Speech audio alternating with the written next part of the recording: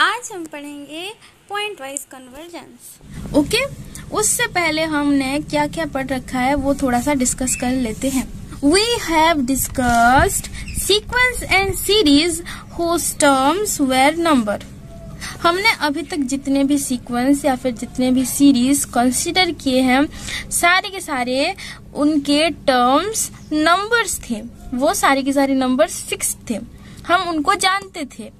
लेकिन now we will consider sequence and series whose terms depends on a variable। Yes, ऐसे sequence और series को हम consider करने वाले हैं जिसका टर्म जो है वो कोई एक पर्टिकुलर वेरिएबल के ऊपर डिपेंड करता है कि हाँ ये वेरिएबल का अमाउंट अगर ये हो गया तो हमारा टर्म ये बन जाएगा। ठीक है, जितने भी टर्म्स हैं सारे के सारे एक रियल वैल्यूड फंक्शन है। रियल वैल्यूड फंक्शन यानी कि फंक्शन का वैल्यू रियल नंबर है जिसको हम डिनोट करते हैं fn(x) से।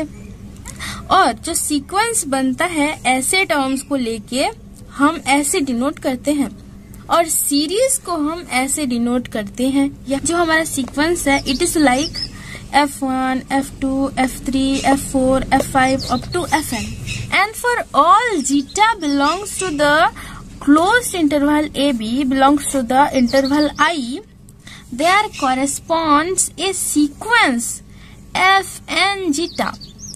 There corresponds a sequence of fn zeta जिसके टर्म्स कैसे हैं f1 zeta, f2 zeta, f3 zeta, f4 zeta up to fn zeta।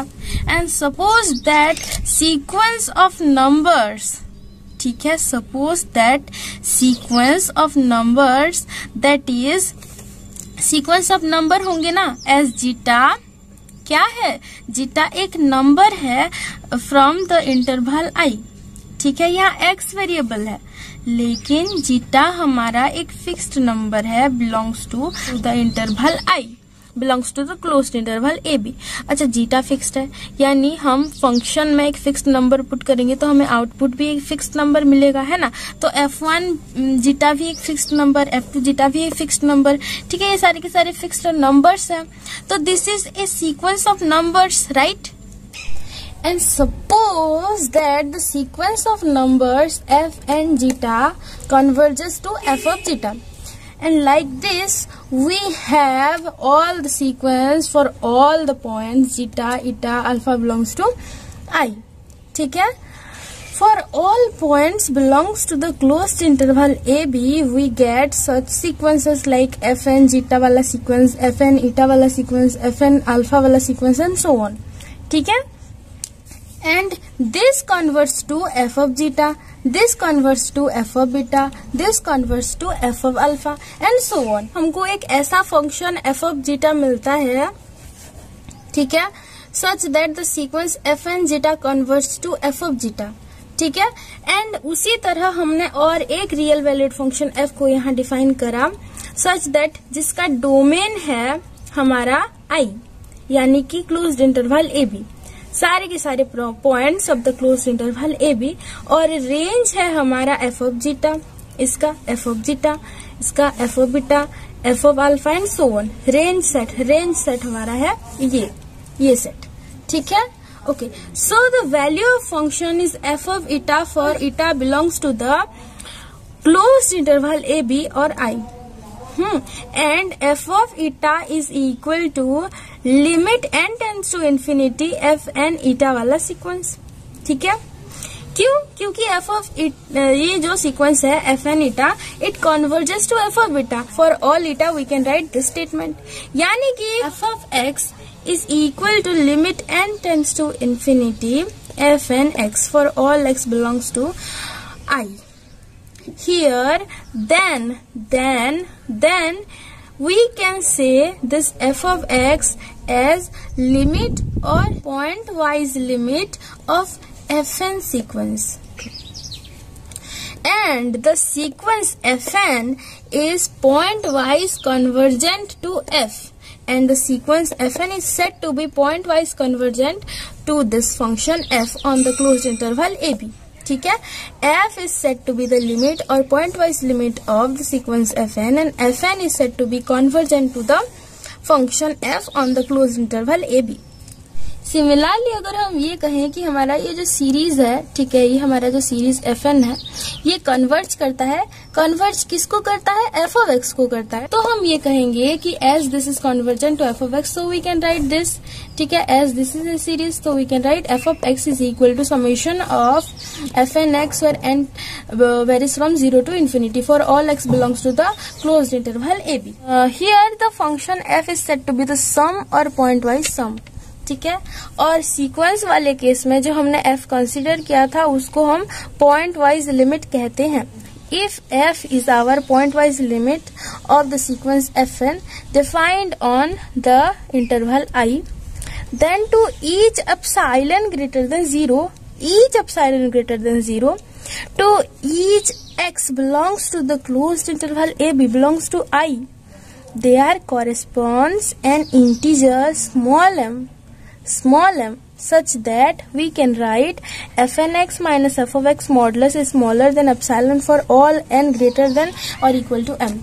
यही तो है सीक्वेंस का कन्वर्जेंट वाला डेफिनेशन. अगर आपको नहीं पता तो आप वो वाला वीडियो थोड़ा सा देख लेना, ठीक है. So our series fn is equal to f1 plus f2 plus f3 plus f4 plus up to fn, and the sum of first n terms, that is sn, ठीक है, sum of first n terms sn is equal to f1 plus f2 up to fn, ठीक है, where s1 क्या है, s1 is equal to f1, s2 is equal to f1 plus f2, s3 is equal to f1 plus f2 plus f3. And similarly ऐसे ऐसे करके जो हमें S1, S2, S3 मिल रहा है उसको मैं कलेक्ट करके एक सीक्वेंस बनाऊं तो जो मुझे सीक्वेंस मिलेगा उसको बोलते हैं सीक्वेंस ऑफ पार्शियल सम, ठीक है.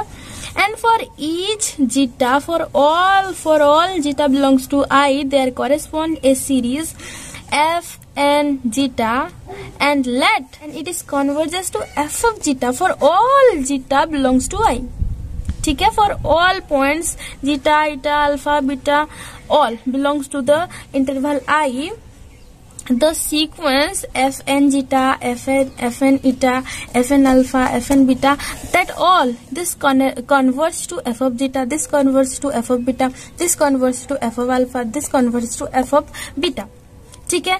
एंड वैसे ही हम और एक फंक्शन डिफाइन कर रहे हैं यहाँ f हमारा सम है, ठीक है, point wise sum. This is not a limit, okay. और we can write that limit n tends to infinity S N X is equal to f of x for all x belongs to I. Then we will say that our function f of x is the sum or point-wise sum of the series fnx.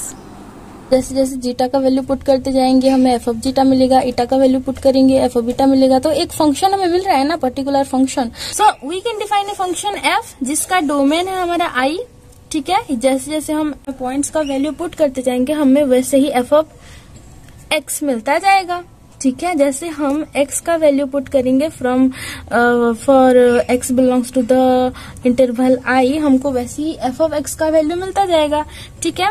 तो हमारा range set कैसा होगा, f of zeta, f of beta, f of alpha, where zeta, eta, alpha are points of the interval I, okay. So here we can write that limit n tends to infinity Sn is equal to f. तो हमारा domain क्या हो गया, ये function का domain हो गया हमारा I, और रेंज हो गया f of zeta, f of beta, f of alpha and so on, where zeta, eta, alpha belongs to I, ठीक है. And as we know that f of x, the function f is the sum of fn series, therefore we can write limit n tends to infinity Sn is equal to f, या फिर limit n tends to infinity Sn x is equal to f of x for all x belongs to I, okay. And here f of x is the sum or pointwise sum of the series fnx on the closed interval AB.